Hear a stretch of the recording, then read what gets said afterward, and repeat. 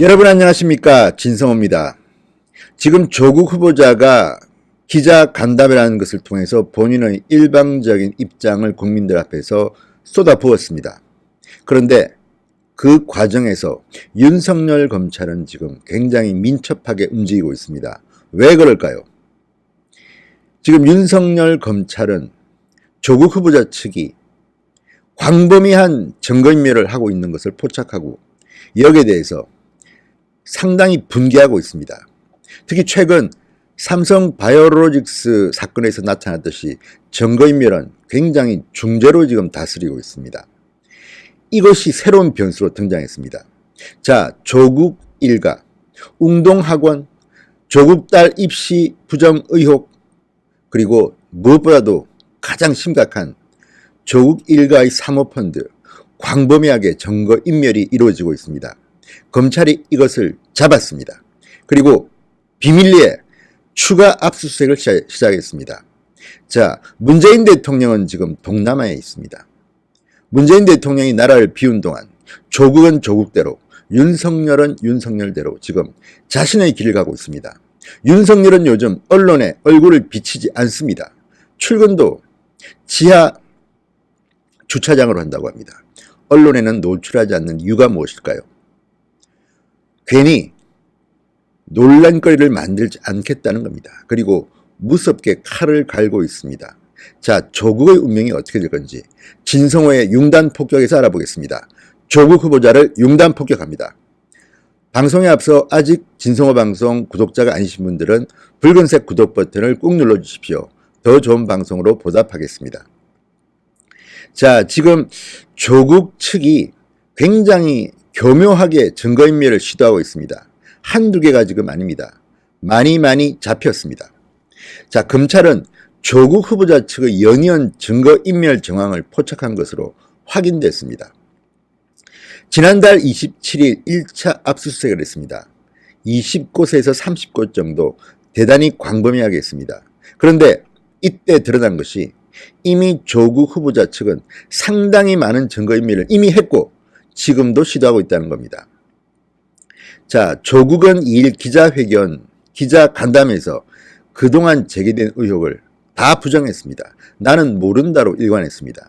그렇지만 검찰은 이와 달리 상당히 많은 조국 후보자와 그 주변의 물증을 확보한 것으로 보입니다. 지금 우리가 상상할 수 없는 것들을 지금 막 뒤지고 있습니다. 1차 압수수색도 상당히 면밀하게 준비한 것으로 보입니다. 그렇지 않으면 그 많은 곳의 압수수색 영장을 법원이 내줄 리가 없습니다. 어느 정도 범죄 혐의가 입증됐기 때문에 압수수색에 들어간 겁니다. 가장 충격적인 것은 조국 부인의 연구실, 동양대 연구실, 그리고 조국 부인이 강의하고 있는 동양대학교의 사무실도 뒤졌다고 합니다. 그리고 이 과정에서 상당히 충격적인 사실도 드러나고 있습니다. 예를 들어서 조국의 딸이 동양대 총장상을 받았다든지 이런 것들은 새로운 뉴스입니다. 막 드러나고 있습니다. 그리고 무엇보다 충격적인 것은 조국 펀드로 불리는 이 사모펀드와 관련된 사람들이 이미 상당 부분 증거인멸을 하고 해외로 도주했다는 겁니다. 대단히 심각합니다. 이들은 검찰이 압수수색을 하고 있는 동안에도 그런 모습을 보여서 검찰이 굉장히 분노하고 있다고 합니다. 그리고 윤석열의 검찰은 조국 후보자 청에 강력한 경고를 했다고 합니다. 자, 검찰은 이미 발생한 증거인멸 혐의에 대해서는 별도 수사를 하겠다고 했습니다. 그리고 여기에 대해서도 책임을 묻겠다고 했습니다. 자, 한국일보의 보도입니다. 복수의 검찰 관계자들에 따르면 서울중앙지검 특수 2부 고형곤 부장검사는 지난 27일 1차 압수수색 전후로 광범위한 증거인멸 행위를 포착했습니다. 검찰 특수부가 전격적으로 압수수색을 나서기도 전인 26일까지 조국의 오촌 조카 조모씨, 자, 코링크 P의 실제 소유주로 의혹을 받고 있는 인물입니다. 조국 집안의 장손이라고 합니다. 조국이 기자 간담회에서 1년에 한두 번 보는 사이라고 했고 집안에서 이 분야에 가장 정통해서 이 사람 소개로 사모펀드를 투자했다고 하는데 그것이 과연 사실일지 들어보시면 이해하실 겁니다. 자, 그 오촌 조카가 해외로 도피하면서 관련 증거들을 폐기했고 기습적인 압수수색이 진행되는 동안에도 황급히 관련 자료들을 빼돌린 정황을 포착했다고 합니다. 자, 검찰은 사모펀드 및 웅동학원 운용, 딸의 부정 입시, 특혜 장학금 등 조국을 둘러싼 4가지 핵심 수사 방향 전반에서 증거 인멸이 진행된 정황을 포착했다고 합니다. 그래서 지금 줄줄이 핵심 관계자들이 소환되고 있는 형국입니다. 자, 검찰은 먼저 웅동학원 및 자녀 입시 비리 의혹을 겨냥한 압수수색 현장에서 증거인멸이 이루어졌거나 시도 중인 정황을 상당 부분 확인했다고 합니다. 검찰 수사관들이 압수수색 영장을 제시하며 현장에 진입하자 서둘러 서류 등 증거를 은닉하려는 움직임이 포착됐고 디지털 증거 등 일부 압수 대상은 최근에 삭제된 정황을 포착했다는 겁니다. 조국의 딸도 본인의 자기소개서 같은 것들을 다 지웠습니다.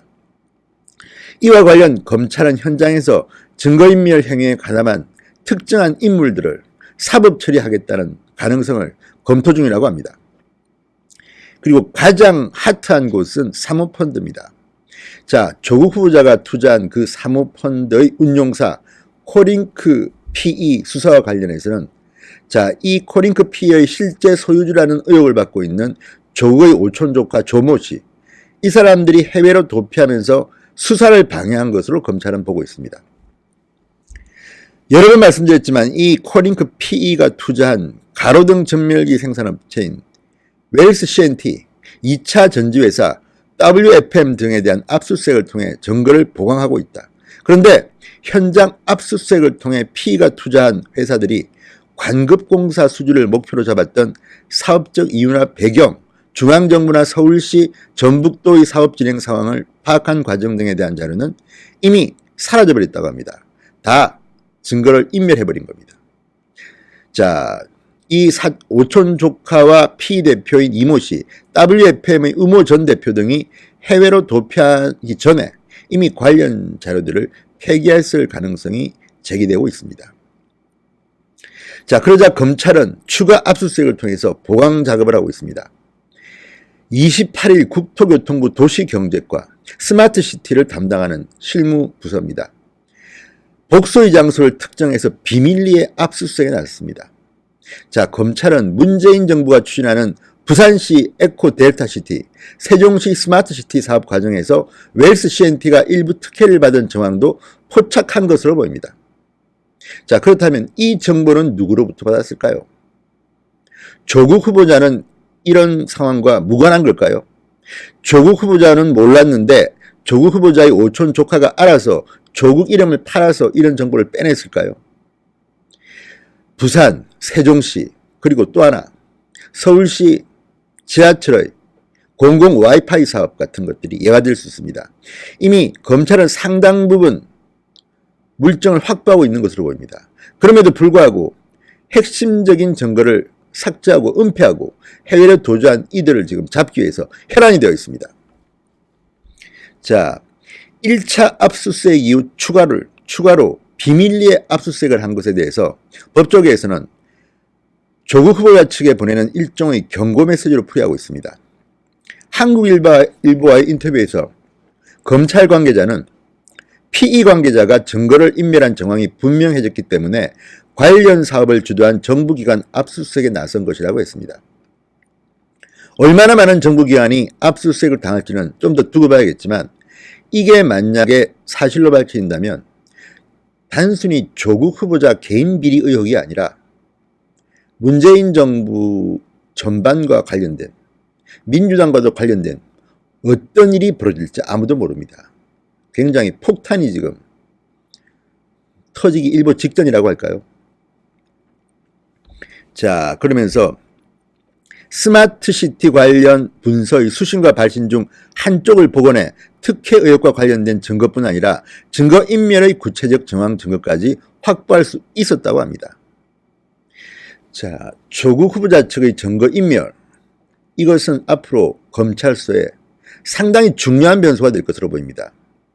삼바 의혹에서 증거인멸에 대한 수사를 강도 높게 한 적이 있는 검찰은 이번에도 조국 후보자 관련 압수수색에서 증거인멸이 광범위하게 이루어진 것으로 보고 있습니다. 여기에 가담한 자는 이것만 가지고도 강력한 처벌을 할 수가 있습니다.